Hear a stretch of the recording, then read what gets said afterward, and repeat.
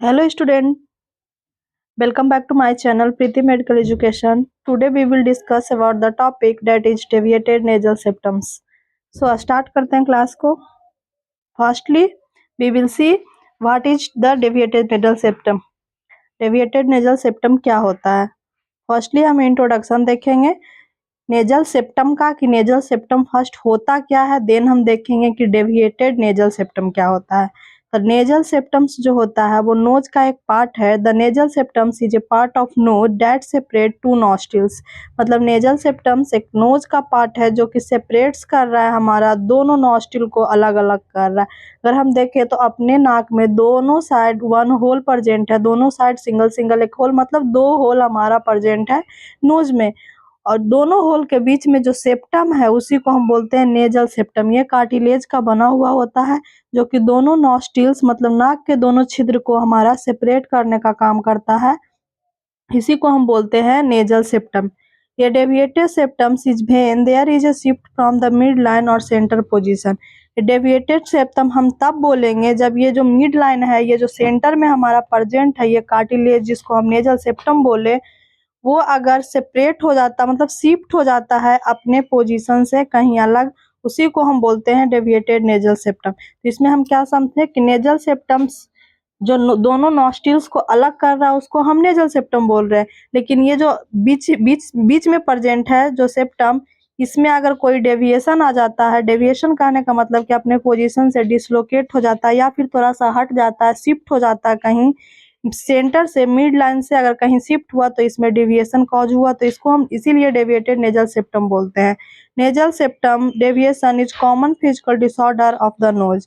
ये nasal septum deviation जो है एक कॉमन फिजिकल डिसऑर्डर है हमारे नाक का, जो कि इन्वॉल्व करता है displacement of the nasal septum to the one side. जैसा कि अभी मैंने बताया कि नेजल सेप्टम डेविएशन तब बोलेंगे हम जबकि ये जो कार्टिलेज है हमारा बीच में जिसको हम नेजल सेप्टम बोल रहे थे, वो अपने पोजीशन से डिस्प्लेस हो रहा था, शिफ्ट हो रहा था या फिर डिसलोकेट हो रहा था, तो हम इसको डेविएटेड नेजल सेप्टम बोलेंगे. It is important cause of nasal obstruction. ये नेजल ऑब्स्ट्रक्शन का एक मेन कारक भी है. क्यों कारक है? क्योंकि ये जिसको मिड लाइन में सेंटर में प्रेजेंट रहना चाहिए था, ये बीच में और सेंटर में अगर प्रेजेंट है हमारा नेजल सेप्टम्स, तो दोनों नॉस्ट्रिल्स के द्वारा जो एयर पास हो रहा है, लंग्स तक पहुंच रहा है, एयर को जो नीड है जितनी अमाउंट में, वो नॉस्ट्रिल्स के थ्रू एयर जा रहा है हमारे लंग्स के अंदर. लेकिन अगर डेविएशन होगा तो ये एक साइड शिफ्ट हो जाएगा, इधर या तो लेफ्ट साइड शिफ्ट हुआ या राइट साइड शिफ्ट हुआ, जिस साइड अगर ये शिफ्ट होगा कार्टिलेज उस तरफ का नेजल ऑब्स्ट्रक्शन कॉज करेगा. जब ऑब्स्ट्रक्शन होगा तो एयर के पासेज में ही ऑब्स्ट्रक्शन होगा नोज के थ्रू. देन एक फिगर है, इसके थ्रू हम देखेंगे कि कैसे है. नॉर्मल सेप्टम्स जो है हमारा नोज का, यहाँ पे शो किया गया है. जो ब्लू लाइनिंग जो दिख रहा है, blue light blue sky colour में जो लाइनिंग दिख रहा है, वो हमारा नॉर्मल सेप्टम को, जो सीधा लाइनिंग जो स्ट्रेट लाइन है जो नॉर्मल सेप्टम को शो कर रहा है. डेविएटेड नेजल सेप्टम हमारा लेफ्ट साइड में शो कर रहा है, जिसमें कि ये बीच का जो कार्टिलेज जो है वो ब्लू स्काई कलर में जो दिखाया गया वो कार्टिलेज है. इसी को हम इसमें सेप्टम मानेंगे कि यही हमारा नेजल सेप्टम है. ये नेजल सेप्टम में डेविएशन हुआ मतलब थोड़ा सा सी शेप में ये राउंड कर्व हो गया, तो इसमें डेविएशन हो गया. ये थोड़ा सा अगर हल्का सा है तो उतना कॉज नहीं करेगा, लेकिन अगर ये थोड़ा एक्स्ट्रा हो जाए, ज्यादा हो जाए, तो ये ऑब्स्ट्रक्शन कॉज कर सकता है. देन आगे इसका डेफिनेशन देखेंगे. A deviated nasal septum refers to a deformity of the partition in the nose that separates the two nostrils. जैसा कि इंट्रोडक्शन में अभी हम समझे हैं कि डेविएटेड नेजल सेप्टम हम उसको बोलेंगे जो एक नोज का डिफॉर्मिटी है, क्योंकि डेविएशन हो कहाँ रहा है तो नोज में. तो जब नोज में हो रहा है तो ये डिफॉर्मिटी ऑफ कोर्स नोज का है. तो इसमें जो नॉस्ट्रिल्स जो है वो दोनों नॉस्ट्रिल्स को जो सेपरेट करने का काम करता है उसमें डेविएशन हो जाता है. सिंपल सा डेफिनेशन. सेकंड में बोल रहा है एनी डेविएशन और displacement in the normal nasal septum is called deviated nasal septum. इसका कहने का यह मतलब है कि कोई डेविएशन हो गया या फिर कोई डिस्प्लेसमेंट हो गया, डिसलोकेशन हो गया हमारा जो नॉर्मल नेजल सेप्टम है, तो हम उसको बोलेंगे डेविएटेड नेजल सेप्टम. अब नॉर्मल नेजल सेप्टम बना किस चीज का है तो कार्टिलेज का. यही जो कार्टिलेजेनियस हमारा नेजल सेप्टम है, इसके अंदर अगर कोई डिस्प्लेसमेंट आ गया, डिसलोकेशन आ गया, या अपने पोजीशन से शिफ्ट हो गया, या तो लेफ्ट साइड या फिर राइट साइड कहीं भी शिफ्ट हो सकता है, तो इसमें डेविएशन हुआ तो हम इसको बोल दिए डेविएटेड नेजल सेप्टम. देन आगे है इंसिडेंस रेट. इंसिडेंस रेट कहने का मतलब कि ये किन किन लोगों में ज्यादा होता है। DNS can involve any as और जेंडर। डीएनएस कहने का मतलब डेविएटेड नेजल सेप्टम्स, ये इन्वॉल्व करता है कोई भी एज या फिर कोई भी जेंडर को। कहने का ये मतलब है कि डेविएटेड नेजल सेप्टम किसी को भी हो सकता है, या तो वो मेल हो या फिर फीमेल हो, या फिर बच्चे हो या बड़े हो या फिर ओल्ड एज पर्सन हो, ये किसी को भी हो सकता है। Male are affected more than female. लेकिन यहाँ इंसिडेंस रेट में एक चीज देखा गया है कि मेल जो है इस बीमारी से, ये डेविएटेड नेजल सेप्टम्स वाले डिजीज से मेल ज्यादा अफेक्टेड है फीमेल के अपेक्षा। 80% of all nasal symptoms are of center or generally not noticed। मतलब 80% जो नेजल सेप्टम्स जो डिविएशन है वो जो है हमारे सेंटर ऑफ सेंटर, कहने का मतलब कि ये सेंटर से हट के होता है, थोड़ा सा ऑफ में ही हो रहा है। 80%, 80% कहने का मतलब कि जनरली थोड़ा सा है, सेंटर से थोड़ा सा ऑफ हट गया है, तो ये नोटिस नहीं किया जाता है उतना, क्योंकि ये थोड़ा सा है ऑब्स्ट्रक्शन कॉज नहीं कर रहा है, तो उतना फील नहीं होता कि कोई डेविएशन है हमारे नोज में, तो नॉर्मल इसको हम जनरल कंडीशन में रखते हैं। तो 80% पीपल जो है इस चीज से अफेक्टेड है, लेकिन ये थोड़ा सा है तो इसको उतना जनरली माइंड नहीं किया जाता है। आगे है टाइप्स। टाइप्स का कहने का मतलब इसके प्रकार कितने होते हैं, तो ये 5 प्रकार का जो है डेविएटेड नेजल सेप्टम्स होता है, जैसे कि फिगर में हम शो किए हैं। फर्स्ट है हमारा क्यूडुअल, मतलब एंटेरियर सेप्टल डेविएशन।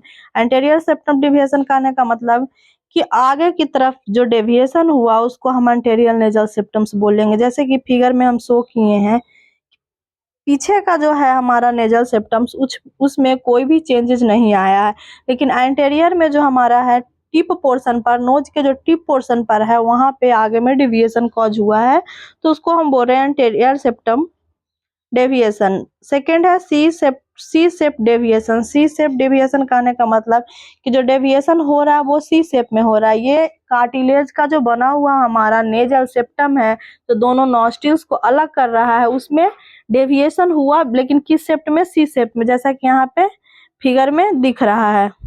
ये सी शेप ले लिया है, यहाँ से ऐसे ले लिया है, ये सी शेप में जब हुआ तो इसको हम सी शेप डेविएशन बोल देंगे। सेकंड में हमारा है S shape deviation. S shape deviation कहने का मतलब कि जो नेजल सेप्टम है वो डिविएशन पोजीशन से अपने डिसलोकेट हो रहा है एस शेप में, यहाँ से ऐसे आया फिर इधर हो गया, तो ये एस शेप बन गया। जब ये एस शेप में दिखेगा तो इसको एस शेप डेविएशन बोलेंगे। फोर्थ नंबर पर है हमारा सेप्टल स्पॉट। सेप्टल स्पॉट कहने का यह मतलब है कि नहीं अंटेरियर नहीं पोस्टेरियर, ये थोड़ा सा मिडिल में आकर के जो नोज का जो है वो एक टिप पॉइंट को टच करता है, मतलब थोड़ा सा वो नोज के साइड में जो हमारा कार्टिलेज प्रेजेंट है उसको टिप पॉइंट से टच कर रहा है, जो कि वी शेप बन रहा है, लेकिन इन्वर्टेड भी बन रहा है लेटरल साइड में, तो इसको हम सेप्टल स्पॉर बोलेंगे। फिफ्थ नंबर पर हमारा है सेप्टल थिकनिंग। सेप्टल थिकनिंग कहने का मतलब कि नेजल सेप्टम में डेविएशन तो हुआ है, लेकिन कैसा हुआ है कि जो सेप्टल है वो थिक हो गया। थिक कहने का मतलब मोटा हो गया, जैसे कि यहाँ दिख रहा है ये सेप्टम एक सिंगल सा लाइनिंग था हमारा, जो कि थिक होकर के मोटा होकर के इतना हो गया, दोनों साइड से थिक हो गया, बोले तो एक स्वेलिंग के जैसा, एडिमा का जैसा दिखेगा। तो ये ऑब्स्ट्रक्शन का मेन कारण क्या हो सकता है, सेप्टल थिकनिंग। सेप्टल थिकनिंग जो है ऑब्स्ट्रक्शन का सबसे मेन कारण होगा। उसके बाद हम आगे देखेंगे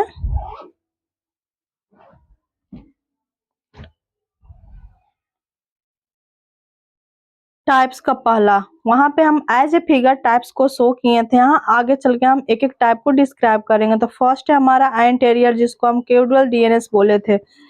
डीएनएस कहने का मतलब deviated nasal septum. The septal cartilage may be dislocated into one of the nasal chamber, मतलब सेप्टल कार्टिलेज जो है वो डिसलोकेट हुआ है one of the nasal chamber, किसी एक नेजल चैम्बर में, मतलब जो नॉस्ट्रिल हुआ दोनों उसको हम नेजल चैम्बर बोले, तो किसी एक नेजल चैम्बर में ये कार्टिलेज जो है डिसलोकेट होता है, जैसे कि फिगर में दिख रहा है।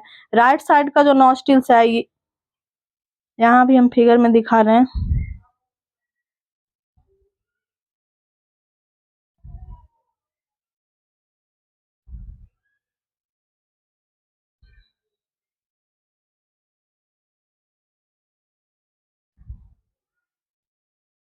ये जो राइट साइड का नॉस्ट्रिल है इसमें इसमें कोई भी चेंजेस नहीं आया, लेकिन लेफ्ट साइड में जो है ये कार्टिलेज वो थोड़ा सा डिसलोकेट हो गया, इसको सेंटर में रहना चाहिए था यहाँ पे, लेकिन ये डिसलोकेट होकर के इधर आ गया है, तो वन साइड नेजल चैम्बर में ये डेविएशन हुआ है, वो भी आगे की ओर, तो इसको एंटेरियर बोले हम।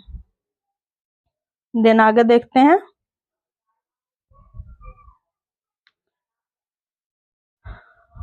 सेकेंड है हमारा सी सेप डीएनएस। सी सेप डीएनएस कहने का मतलब कि C shape nasal septum deviation, septa is deviated in the simple curve to one side. मतलब सेप्टम जो है हमारा वो डेविएट हुआ सिंपल कर्व, मतलब सी सेप आकार ले लिया एक साइड से, जैसा कि ये फिगर में दिखाया गया है नोज को, जो सी सेप में डेविएशन हुआ है। थर्ड नंबर पे हमारा S shape deviation. S shape deviation कहने का मतलब कि सेप्टम में be shown as S shape, मतलब कि जो सेप्टम है नेजल सेप्टम है वो एस शेप में दिखने को मिलेगा, डेविएशन हुआ है लेकिन एस शेप में, तो इसको हम S shape nasal septum deviation बोलेंगे। नेक्स्ट है हमारा फोर्थ नंबर पे नेजल सेप्टल अस्फॉर। मतलब ये spur is a shelf like projection often found at the junction of bone and cartilage.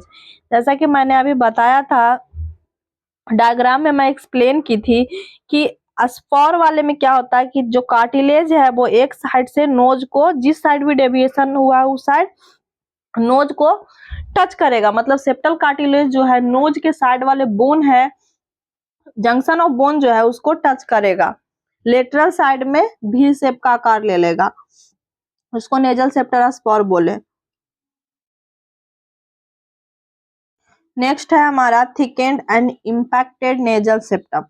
Fifth number पे due to organised haematoma to overriding of dislocated septal fragments. ये cause किस वजह से होता है? Haematoma और ओवरराइडिंग हो जाता है डिसलोकेटेड सेप्टल फ्रैगमेंट का, इस वजह से थिकनेड और इम्पैक्टेड नेजल सेप्टम होता है। मतलब जो नॉर्मल नेजल सेप्टम है वो थिक हो जाता है, वो ठीक होता किस वजह से है?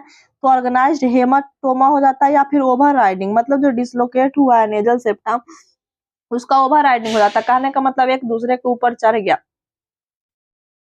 एक दूसरे के ऊपर ओवर राइड किया, मतलब एक दूसरे को क्रॉस किया, या फिर एक दूसरे को बोले तो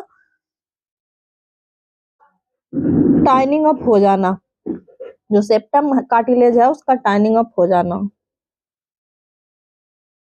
नेक्स्ट है पैथोफिजियोलॉजी, इसको हम नेक्स्ट वीडियो में डील करेंगे, वीडियो बड़ा हो जाएगा इस वजह से। तो थैंक यू फॉर वॉचिंग।